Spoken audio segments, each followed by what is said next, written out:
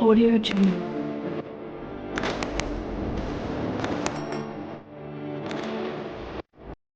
आज का टॉपिक हमारा है फ्रांस की क्रांति।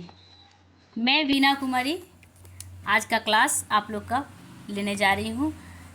1779 ईस्वी की फ्रांस की क्रांति न केवल फ्रांस बल्कि संपूर्ण यूरोप राजनीति के लिए भी निर्णायक रहा है। ये क्रांति जो है संपूर्ण यूरोपीय वासियों के लिए भी एक निर्णायक क्रांति ही रहा है। कारण क्या था?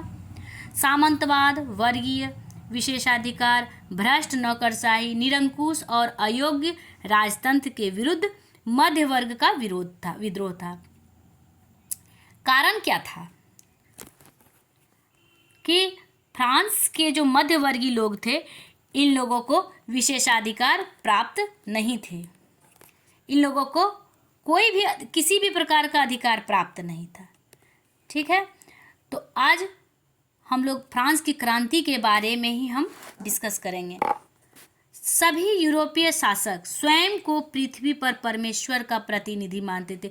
यूरोपीय शासक जितने भी थे वो अपने आप को खुद को क्या बोलते थे कि परमेश्वर का हम प्रतिनिधि हैं, ईश्वर हमको भेजा है। जन भावनाओं को निर्दयतापूर्वक कुचल देते थे। फ्रांस की अराजकतापूर्ण स्थिति थी। पूरी व्यवस्था का तो कोई प्रश्न नहीं, वहाँ कोई व्यवस्था ही नहीं थी। वहाँ किसी भी प्रकार की व्यवस्था नहीं थी। सरकारी पदों पर नियुक्ति योग्यता के आधार पर नहीं करके जन्म या कर्म शक्ति के आधार पर की जाती थी। देखिए, आप लोग को ये मालूम होगा कि ऐसे भी पैतृक संपत्ति पिता की संपत्ति को ही मिलता है, उसको पुत्र को पिता की संपत्ति का ही आधार मिलता है। उसी तरह फ्रांस की क्रांति जो छिड़ी उसमें भी क्या था कि सरकारी पद पर नियुक्ति योग्य के आधार पर नहीं होता था। उसका जो योग्यता था उसके आधार पर नहीं होता था। होता कैसे था कि उसका जन्म कहाँ हुआ है, किस परिवार में हुआ है, तथा उसका कर्म शक्ति के वो किस काम के आधार पर वो उनका ये हो रहा है, नौकरी हो रहा है। तो इसको इस प्रकार से किया जाता था। कानूनी एकरूपता का अभाव, वहाँ पे किसी भी तरह का कोई कानून नहीं था। भ्रष्ट शासक तंत्र थे वहाँ पे। फ्रांस में जो थे भ्रष्ट शासन तंत्र था, विशेषकर बुर्जुआ वर्ग के लिए था तथा संपूर्ण समाज के लिए सामान्यतः कष्टदायक था। फ्रांस की क्रांति ऐसे ही नहीं हुई दोस्तों।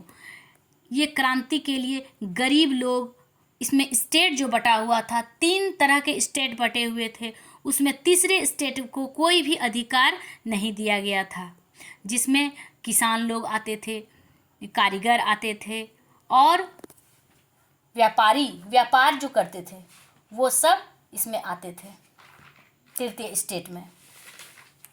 चलिए आगे देखते हैं नेपोलियन क्या कह रहा है फ्रांस की क्रांति के बारे में।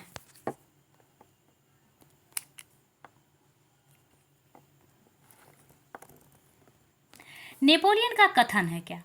फ्रांस की क्रांति गरीबी के कारण नहीं बल्कि संपन्नता के कारण हुई थी। फ्रांस की क्रांति कौन? नेपोलियन कह रहे हैं अपने विचारों के आधार पे वो कह रहे हैं कि फ्रांस का क्रांति जो गरीबी के कारण नहीं हुआ, किसके कारण हुआ? संपन्नता के कारण हुआ। फ्रांस की क्रांति स्वतंत्रता के लिए नहीं बल्कि समानता के कारण हुआ। क्यों हुआ? कुछ आप लोग बता सकते हैं इसके बारे में? वहाँ की जनता को 3 स्टेट जो बताए, हम आप लोगों को बता रहे हैं कि 3 स्टेट में जो है, तीसरा स्टेट जो था उसमें जो था बुद्धिजीवी लोग, मजदूर लोग, शिल्पकारी लोग, व्यापारी लोग, इन लोगों को क्या था कि कोई भी अधिकार नहीं दिया गया था। उन लोगों को समान दृष्टि से नहीं देखा जाता था। इस समय ऑस्ट्रिया, प्रसा, जर्मनी, स्पेन, इटली, रूस, फ्रांस, ब्रिटेन आदि यूरोप के प्रमुख देश थे। ये सब यूरोप का एकदम विशेष प्रमुख देश था, जिसमें ऑस्ट्रिया, रूस, प्रसा, स्पेन आदि प्रबुद्ध निरंकुश राजतंत्र स्थापित थे। अब मैं बताना चाह रही हूँ आप लोग को कि शासक वहाँ के किस प्रकार थे। देखिए, फ्रांस में जो थे, लुई 13वां के बाद लुई 14वां उनका पुत्र जो था, उनका शासन चल रहा था। 1643 से 1715 ईस्वी तक लुई 14वां का शासन चला।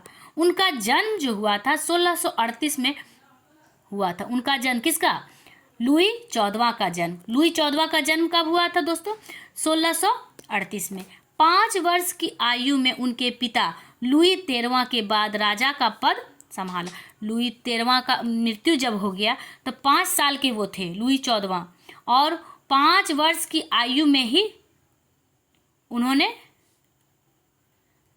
राजगद्दी संभाला। लुई 15वां, लुई 14वां के बाद कौन आ जाते हैं? लुई 15वां। उनका शासनकाल था 1715 से 1774। उसके बाद तीसरा शासक आ जाते हैं लुई 16वां, 1774 से 1793। लुई 16वां का जो शासनकाल रहा उसी समय फ्रांस की क्रांति छिड़ी थी।